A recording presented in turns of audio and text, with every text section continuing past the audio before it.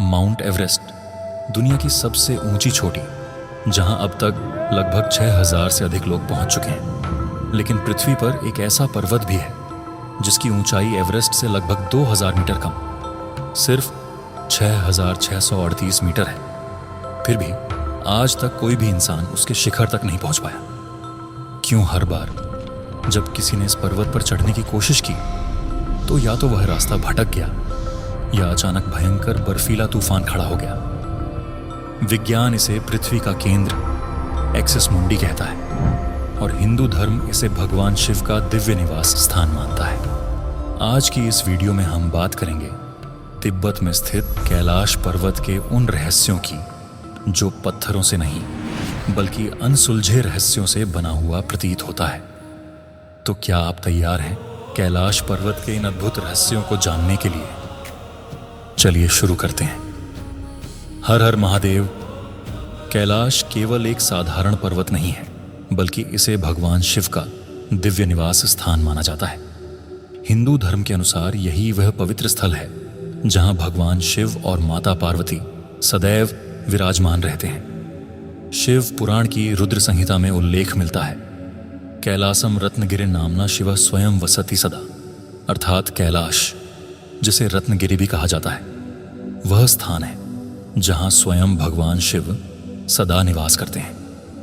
इसकी चोटियां और ढलान मानो दिव्य रत्नों से अलंकृत प्रतीत होती हैं। इसी कारण इसे रत्नगिरि के नाम से भी जाना जाता है।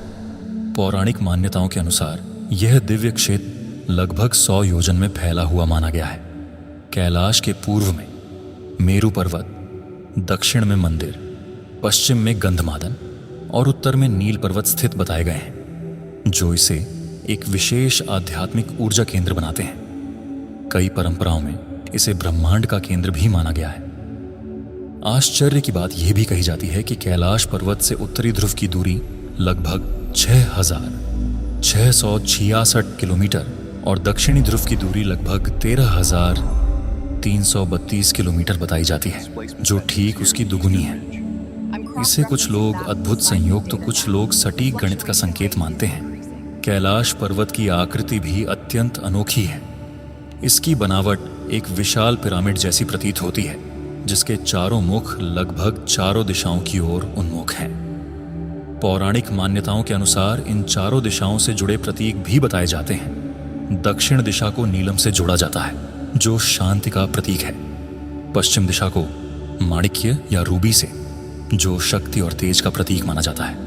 उत्तर दिशा को स्वर्ण से, जो दिव्यता और वैभव का संकेत देता है, और पूर्व दिशा को स्फटिक से, जो पवित्रता और निर्मलता का प्रतीक है।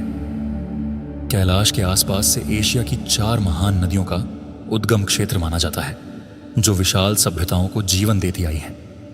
शास्त्रों में इन नदियों को प्रतीकात्मक रूप से 4 दिव्य पशुओं के मुख से निकलती हुई बताया गया है। सिंधु नदी को सिंह के मुख से, सतलुज को हाथी के मुख से, ब्रह्मपुत्र को घोड़े के मुख से और कर्नाली नदी को मोर के मुख से निकलती हुई कहा गया है। इन नदियों का जल हजारों वर्षों से खेतों, नगरों और असंख्य जीवनों को पोषित करता आया है। एक और अद्भुत बात कही जाती है कि सूर्योदय के समय कैलाश की बर्फीली सतह पर कभी कभी प्राकृतिक रूप से स्वास्तिक जैसा आकार बनता दिखाई देता है। इतना ही नहीं, कई यात्रियों ने बताया है कि कैलाश के समीप एक विशेष प्रकार की गूंज सुनाई देती है, मानो दूर कहीं ओम का उच्चारण हो रहा हो या डमरू की ध्वनि गूंज रही हो। विज्ञान इसे हवा और बर्फ के घर्षण से उत्पन्न ध्वनि मानता है, जबकि भक्त इसे महादेव की दिव्य उपस्थिति का संकेत मानते हैं। कैलाश केवल पत्थर का एक पर्वत नहीं, बल्कि अनादिकाल से आस्था, रहस्य और आध्यात्मिक ऊर्जा का एक अद्वितीय केंद्र माना जाता है। रूस के प्रसिद्ध वैज्ञानिक डॉक्टर अर्नस्ट मुल्दाशेव ने कैलाश पर्वत पर जो अध्ययन प्रस्तुत किए, उनके दावे किसी को भी आश्चर्य में डाल सकते हैं। मुल्दाशेव के अनुसार कैलाश केवल एक प्राकृतिक पर्वत नहीं, बल्कि संभवतः प्राचीन काल में निर्मित एक विशाल पिरामिड जैसी संरचना हो सकता है, जिसे किसी अत्यंत उन्नत सभ्यता या रहस्यमयी शक्ति ने बनाया होगा। उनका एक और दावा यह भी है कि कैलाश पर्वत का आंतरिक भाग पूरी तरह ठोस नहीं, बल्कि कहीं न कहीं अंदर से खोखला हो सकता है। यहीं से जुड़ता है शंभाला नगरी का रहस्य। तिब्बती और भारतीय परंपराओं में एक ऐसी गुप्त नगरी का वर्णन मिलता है जिसे सिद्धों की भूमि कहा गया है। मान्यता है कि कैलाश के आसपास या उसके गुप्त क्षेत्रों में एक ऐसी अदृश्य दुनिया विद्यमान है जहां प्राचीन काल से सिद्ध, योगी और महान ऋषि ध्यान में लीन रहते हैं। कई आध्यात्मिक परंपराओं में कैलाश को पृथ्वी का एक्सिस मुंडी भी कहा गया है। लैटिन भाषा में इस शब्द का अर्थ होता है पृथ्वी की धुरी या वह केंद्र जहां से आकाश और धरती का आध्यात्मिक संबंध स्थापित होता है। इसी कारण इसे ब्रह्मांडीय ऊर्जाओं का संगम स्थल माना जाता है। कई लोगों ने रात के समय आकाश में चमकते हुए प्रकाश गोले देखने की बातें भी कही हैं जो अचानक पर्वत की दिशा में गायब हो जाते हैं। स्थानीय लोग इन्हें देवताओं की उपस्थिति मानते हैं, जबकि आधुनिक सिद्धांत इन्हें अज्ञात प्राकृतिक घटनाएं या रहस्यमयी प्रकाश परिघटनाएं बताते हैं। इन सब कथाओं और दावों के बीच एक प्रश्न आज भी रहस्य बना हुआ है। क्या कैलाश केवल एक पर्वत है या फिर वास्तव में वह कोई ऐसा अद्भुत केंद्र है जहां से किसी अज्ञात संसार की ओर मार्ग खुलता है? दुनिया भर से आने वाले यात्री और कुछ शोधकर्ता एक रोचक बात का उल्लेख करते हैं जिस पर विश्वास करना आसान नहीं होता। उनका कहना है कि कैलाश पर्वत के निकट पहुंचते ही मानो समय की गति अलग सी प्रतीत होने लगती है। कई यात्रियों ने अनुभव साझा किया है कि कैलाश के आसपास रहने के दौरान उनके बाल और नाखून अपेक्षा से अधिक तेजी से बढ़ते हुए महसूस होते हैं, मानो कुछ ही घंटों में कई दिन बीत गए हों। आधुनिक विज्ञान इस अनुभव को कम ऑक्सीजन, ऊंचाई के प्रभाव या शरीर पर पड़ने वाले तनाव से जोड़कर समझाने की कोशिश करता है। फिर भी इस विषय पर कोई स्पष्ट और सर्वमान्य वैज्ञानिक प्रमाण आज तक सामने नहीं आया है। प्राचीन हिंदू ग्रंथों में भी समय की भिन्न धारणा का उल्लेख मिलता है। शास्त्रों के अनुसार देवताओं का समय और मनुष्यों का समय समान नहीं होता। कहा जाता है कि देवताओं का एक दिन मनुष्यों के 1 वर्ष के बराबर होता है। अब विचार कीजिए, कैलाश को स्वयं महाकाल का धाम माना जाता है। वही महाकाल जिन्हें समय का स्वामी कहा गया है और जिनके अधीन यह संपूर्ण कालचक्र चलता है। पौराणिक मान्यता ये भी कहती है कि जब कोई साधक या यात्री इस विशेष आध्यात्मिक क्षेत्र के समीप पहुंचता है तो उसकी चेतना मानो उस दिव्य ऊर्जा के संपर्क में आ जाती है। शायद इसी कारण ऋषियों ने कैलाश को केवल घूमने का स्थान नहीं बल्कि तप और साधना का केंद्र माना है। एक ऐसा स्थान जहां प्रकृति के सामान्य नियम भी कुछ अलग प्रतीत होते हैं। तो प्रश्न अब भी बना हुआ है, क्या यह केवल प्राकृतिक और भौतिक कारणों का प्रभाव है या फिर कैलाश के आसपास सचमुच कोई ऐसी ऊर्जा विद्यमान है जो हमें यह एहसास दिलाती है कि प्रकृति के अनेक रहस्य आज भी हमारे लिए अनसुलझे हैं। अब आते हैं कैलाश से जुड़े एक और बड़े रहस्य पर। आखिर कैलाश पर्वत पर चढ़ाई की हर गंभीर कोशिश असफल क्यों हो जाती है? चीन सरकार ने इस क्षेत्र को आधिकारिक रूप से प्रतिबंधित क्षेत्र घोषित किया हुआ है। फिर भी जब जब पर्वतारोहण की कोशिशें हुईं, 2 अजीब बातें बार बार सामने आईं। पहली, दिशा बताने वाले कंपास और कई इलेक्ट्रॉनिक उपकरण अचानक ठीक से काम करना बंद कर देते हैं। दूसरी, कुछ पर्वतारोहियों ने बताया कि उन्हें अजीब सी आवाजें सुनाई देने लगती हैं और वे मानसिक रूप से असहज या भयभीत महसूस करने लगते हैं। एक घटना अक्सर चर्चाओं में आती है। वर्ष 1999 में रूस के एक पर्वतारोही सर्गेई सिस्टियाकोव अपनी टीम के साथ कैलाश के काफी करीब तक पहुंचे थे। बाद में उन्होंने अपने अनुभव में बताया कि जैसे ही वे पर्वत के बहुत निकट पहुंचे, उन्हें अचानक बेचैनी और घबराहट महसूस होने लगी। उन्हें ऐसा लगा मानो कोई अदृश्य शक्ति उन्हें आगे बढ़ने से रोक रही हो। जैसे जैसे वे ऊपर बढ़ते गए, चक्कर और असहजता बढ़ती गई। अंततः उन्हें वापस लौटना पड़ा। हिंदू धर्म के ग्रंथों में इस रहस्य को एक अलग दृष्टि से समझाया गया है। पौराणिक मान्यताओं के अनुसार कैलाश की रक्षा स्वयं भगवान शिव के प्रिय नंदी, महाकाल भैरव, यक्षों और शिवगणों द्वारा की जाती है। ये केवल प्रतीक नहीं बल्कि दिव्य और सूक्ष्म शक्तियों के रूप में वर्णित किए गए हैं। शास्त्रों में एक गहरी बात कही गई है, जो व्यक्ति भक्ति और समर्पण के भाव से कैलाश की परिक्रमा करता है उसे महादेव का आशीर्वाद प्राप्त होता है।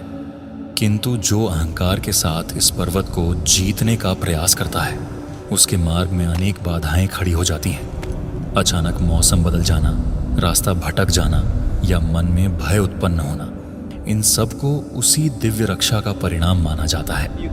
आज के वैज्ञानिक जहां कैलाश के आसपास पाई जाने वाली विचित्र गुरुत्वीय और चुंबकीय असमानताओं की चर्चा करते हैं, वहीं इस रहस्य की झलक हमारे प्राचीन ग्रंथों में सदियों पहले मिल जाती है।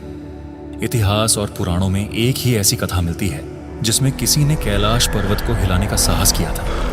वह था लंकापति रावण।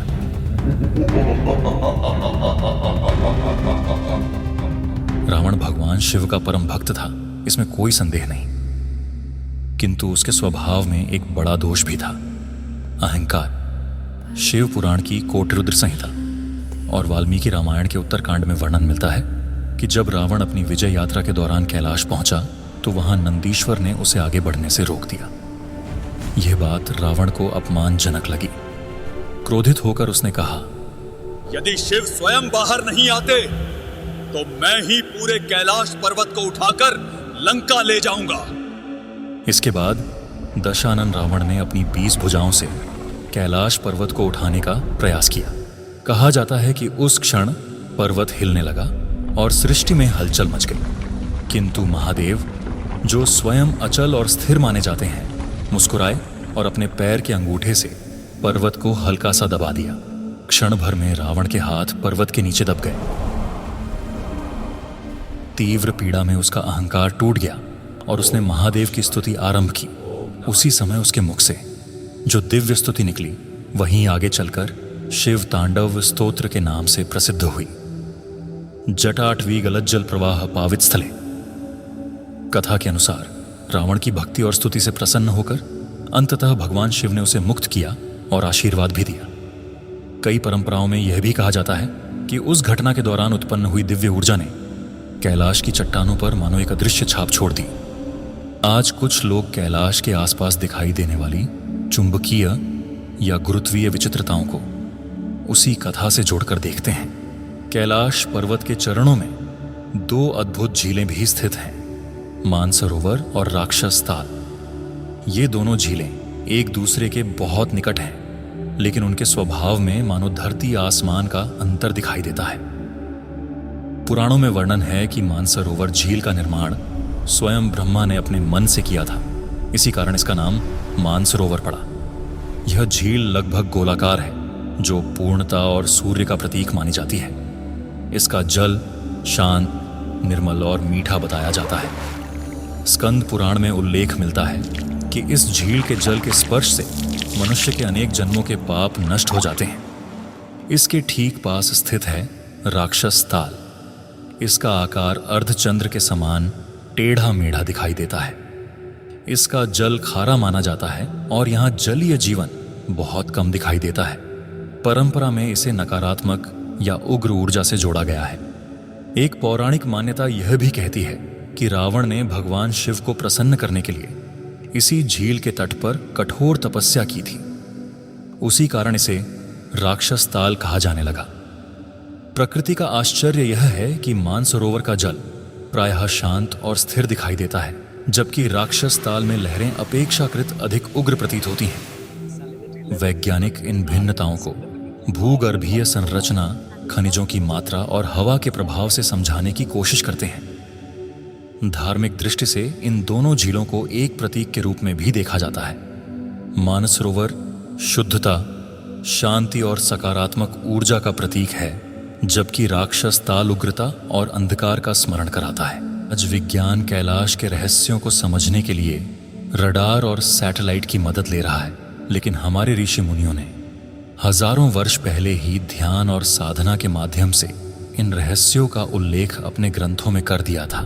कैलाश पर्वत कोई ऐसी जगह नहीं जहां इंसान विजय पाने के लिए चढ़े। ये वह स्थान है जहां पहुंचकर मनुष्य को केवल श्रद्धा से नमन करना होता है। यदि आपको यह वीडियो पसंद आई हो तो इसे लाइक करें, चैनल को सब्सक्राइब करें और अपने विचार कमेंट में ज़रूर लिखें। हर हर महादेव। ऐसी ही सनातन धर्म, इतिहास और रहस्यमयी स्थानों से जुड़ी और रोचक कहानियों के साथ हम जल्द ही फिर मिलेंगे।